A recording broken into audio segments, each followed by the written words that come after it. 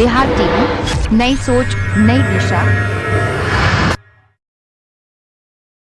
नालंदा जिले के चंडी प्रखंड स्थित बापू हाई स्कूल प्रांगण में रविवार को आयोजित बिहार बदलाव सभा के दौरान जन सुराज अभियान के संस्थापक प्रशांत किशोर ने एक बार फिर बिहार सरकार के स्वास्थ्य मंत्री मंगल पांडे पर गंभीर आरोप लगाए। सभा के बाद मीडिया से बातचीत में उन्होंने कहा कि स्वयं मंत्री ने यह स्वीकार किया है कि उन्होंने व्यापारी दिलीप जायसवाल से 25 लाख रुपए लिए थे। पीके ने सवाल उठाया कि अगर यह रकम कर्ज के तौर पर ली गई थी तो इसे सीधे मंत्री के व्यक्तिगत बैंक खाते में क्यों जमा नहीं किया गया। उनके अनुसार यह राशि पहले मंत्री के ससुर के खाते में गई और वहां से उनकी पत्नी के खाते में ट्रांसफर की गई। उन्होंने इस लेन देन को संदिग्ध बताते हुए कहा कि इसकी निष्पक्ष जांच होनी चाहिए। प्रशांत किशोर ने आगे आरोप लगाया कि मंत्री ने जिस फ्लैट की कीमत 81 लाख रुपए बताई है उसमें से 25 लाख रुपए तो दिलीप जायसवाल से लिए गए, लेकिन शेष 61 लाख रुपए कहां से आए इसका खुलासा अब तक नहीं हुआ है। उन्होंने कहा, अगर मंत्री जी ईमानदार हैं तो उन्हें जनता के सामने यह बताना चाहिए कि बाकी राशि का स्रोत क्या है। सभा के दौरान उन्होंने स्वास्थ्य विभाग से जुड़े एक और कथित घोटाले की ओर ध्यान दिलाते हुए कहा कि राज्य सरकार ने 450 एम्बुलेंस की खरीद के लिए 100 करोड़ रुपए का भुगतान किया, लेकिन इस प्रक्रिया में भारी अनियमितताएं हुई। उनके अनुसार न तो आपूर्ति में और न ही भुगतान की पारदर्शिता में कोई स्पष्टता है, जिससे जनता के टैक्स का दुरुपयोग हुआ है। पीके ने कहा कि बिहार में विकास तभी संभव है जब जनता अपने नेताओं से जवाबदेही की मांग करे। उन्होंने दावा किया कि जन सुराज अभियान का लक्ष्य केवल सत्ता परिवर्तन नहीं बल्कि शासन व्यवस्था में ईमानदारी और पारदर्शिता लाना है।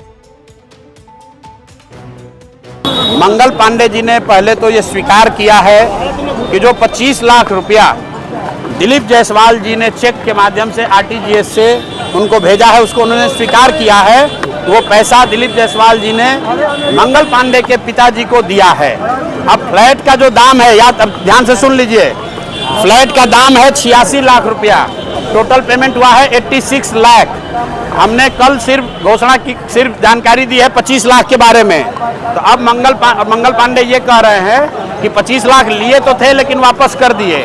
तो चलिए, अगर वो बात मान भी ले तो अब आप लोग मंगल पांडे बता दें कि बाकी का 61 लाख रुपया कहां से आया था वो बताइए, नहीं तो वो भी प्रशांत किशोर अब जारी करेंगे। उनको लग रहा है कि हमको पता नहीं है। जो 25 लाख रुपया का बताए हैं अभी,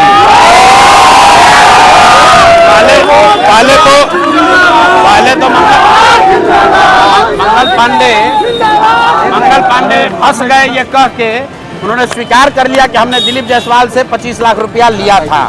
सुनिए, अगर आपको उधार लेना था तो खुद काहे नहीं लिए, बाबूजी के अकाउंट में काहे लिए, वहां से छुपा के अपने पत्नी के अकाउंट में क्यों भेजे। और अगर आपकी सब बात मान भी लें कि आपने कर्ज लिया था, आपने वापस कर दिया, तो बाकी का 61 लाख कहां से लाए थे वो बताइए।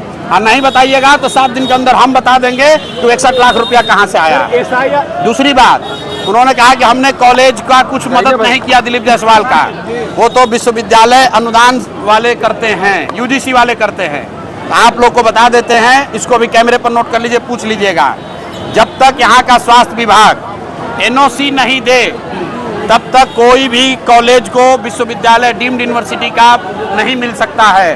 तो सीधा क्विड प्रो को है। ये हेल्थ मंत्री रहते हुए इन्होंने दिल्ली में फ्लैट मंगल पांडे की मदद से खरीदा, उसके बदले में मंगल पांडे ने जो कॉलेज कब्जा किया है किशनगंज में, उसको डीम्ड यूनिवर्सिटी बनाने में इन्होंने मदद की, अपने विभाग से एनओसी दिलवाया।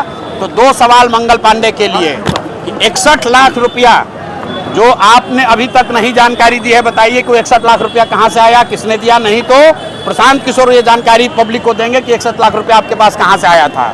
और दूसरी बात, मंगल पांडे ये बताएं कि उनके विभाग ने एनओसी दिया है कि नहीं दिया है डीम्ड यूनिवर्सिटी देने के लिए। एक अंतिम बात मंगल पांडे के लिए, उन्होंने कहा कि एम्बुलेंस का कॉन्ट्रैक्ट दिए हैं, अभी पैसा नहीं दिए हैं। मैं आपको बता रहा हूँ 450 एम्बुलेंस का करीब 100 करोड़ रुपया 2022 के बाद 100 करोड़ रुपया बिहार की जनता का एम्बुलेंस वाले को दिया गया है। अगर इसको डिनाई करना चाहते हैं तो डिनाई करके बता दें, वो भी हम उनको बता देंगे कि 100 करोड़ रुपया ऑलरेडी दिया जा चुका है। अब ये जो अभी हल्ला हुआ है, कोर्ट ने रोक लगाया है, तो 222 एम्बुलेंस का पैसा रुका है, लेकिन 450 एम्बुलेंस का 100 करोड़ रुपया, करीब 100 करोड़ रुपया ऑलरेडी पेमेंट किया जा चुका है। सर SIR के लगातार हमसे जुड़े रहने के लिए और इसी प्रकार की ताज़ा खबरों को पाने के लिए हमारे YouTube चैनल बिहार टीवी को सब्सक्राइब करें और तुरंत नोटिफिकेशन पाने के लिए बेल आइकन को प्रेस करना ना भूलें।